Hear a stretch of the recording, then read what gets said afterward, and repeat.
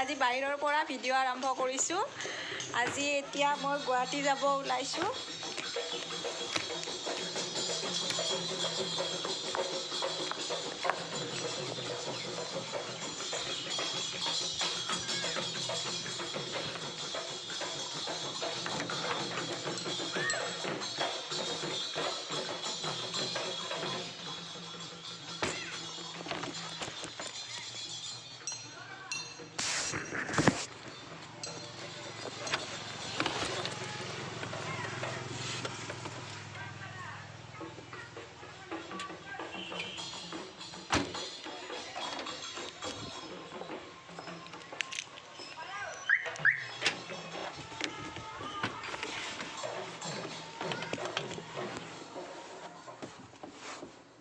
এয়া গাড়ীত বহি ল'লোঁ।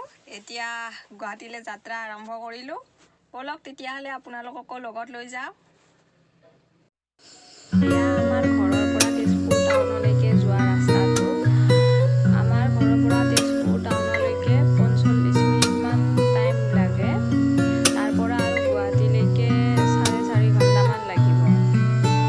টোটেল 5 ঘণ্টাৰ ওপৰত লাগিব। 5 ঘণ্টা 5.5 ঘণ্টা এনেকৈ লাগিব।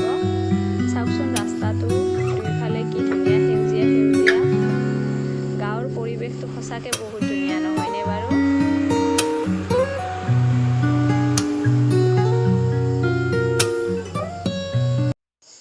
ভায়েক ভনীয়েকৰ ধেমালি চাওকচোন।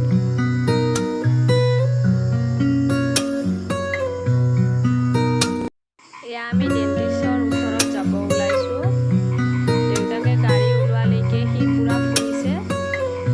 এইটো হ'ল মোৰ ভনী জোৱাইয়ে অফিচৰ ফালৰ পৰা পোৱা কোৱাৰ্টাৰটোৰ পৰিৱেশটো বহুতেই বেছি ধুনীয়া হয়, কিন্তু মোৰ ইমানকৈ ভিডিঅ' কৰা নহ'ল কাৰণ আমাৰ বহুত লৰালৰি হৈছিলে।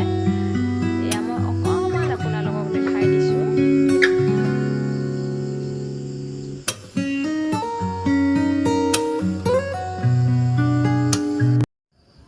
জিয়ানক ডেণ্টিষ্ট তৰুণ তালুকদাৰক দেখালোঁ। তেখেতে এইটো প্ৰেছক্ৰাইব কৰিছিলে।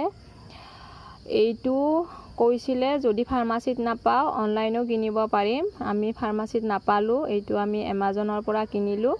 এইটো দিনত 2 বাৰ লগাব দিছে আৰু লগাই আধা ঘণ্টা একো খাবলৈ মানা কৰিছে।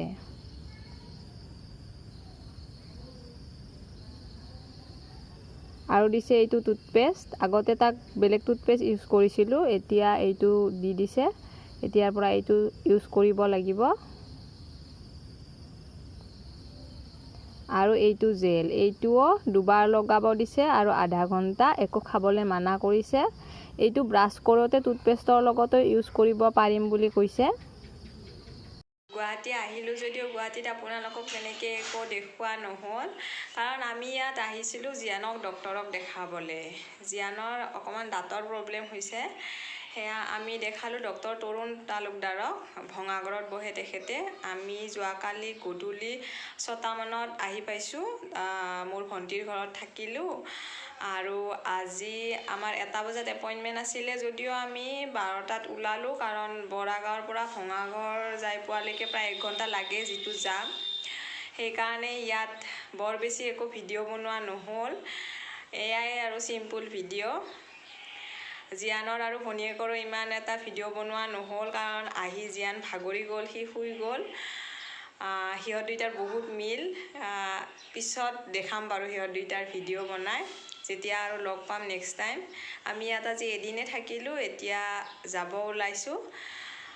আৰু আজি লাইক কমেণ্ট শ্বেয়াৰ কৰাৰ কথা নকওঁ। আপোনালোক সকলোৱে প্লিজ প্ৰে কৰিব যাতে জিয়ানৰ দাঁতখিনি সোনকালে ভাল হয়। ডক্তৰৰ মতে ইমান এটা কথা নাই 6 বছৰলৈকে। খাবলৈ একো ঔষধ নাই দিয়া। মই দেখুৱালোৱে। তাক জেল এটা দিছে দাঁতত লগাবলৈ, আৰু এটা দিছে সেইটোও দাঁতত লগাব দিছে। আধা ঘণ্টামান লগাই থ'ব দিছে। আৰু টুথপেষ্টটো চেঞ্জ কৰি দিছে। আগতে বেলেগ এটা লগাইছিলোঁ, এতিয়া বেলেগ এটা দিছে। হ'লেও আৰু আমাৰ টেনশ্যন হয়, মানে তাৰ এটা দাঁত প্ৰথমতে ক'লা হৈছিলে, পিছত আৰু 2টা দাঁত ক'লা পৰিলে।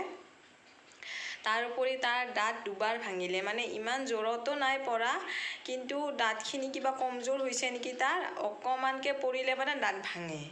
সেইকাৰণে অলপ ভয় খাই আছিলোঁ। এবাৰ দেখাই ল'লোঁ। ডক্টৰজন বহুত ভাল হয়, বহুত ধুনীয়াকৈ কথা পাতিছে আমাৰ লগত।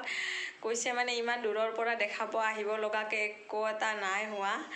কিন্তু দেখাই আমাৰ টেনশ্যনটো অকণ দূৰ হ'ল।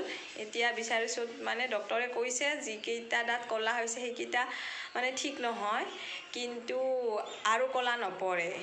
আমিও সেইটোৱে বিচাৰিছোঁ সি ভাল হওক। আপোনালোকেও প্ৰে' কৰিব যাতে তাৰ দাঁতকেইটা সোনকালে ভাল হৈ যায়। তেন্তে আজিলৈ এই ভিডিঅ'টো ইয়াতে সামৰিলোঁ। আহিছোঁ বাৰু তেতিয়াহ'লে, বাই বাই।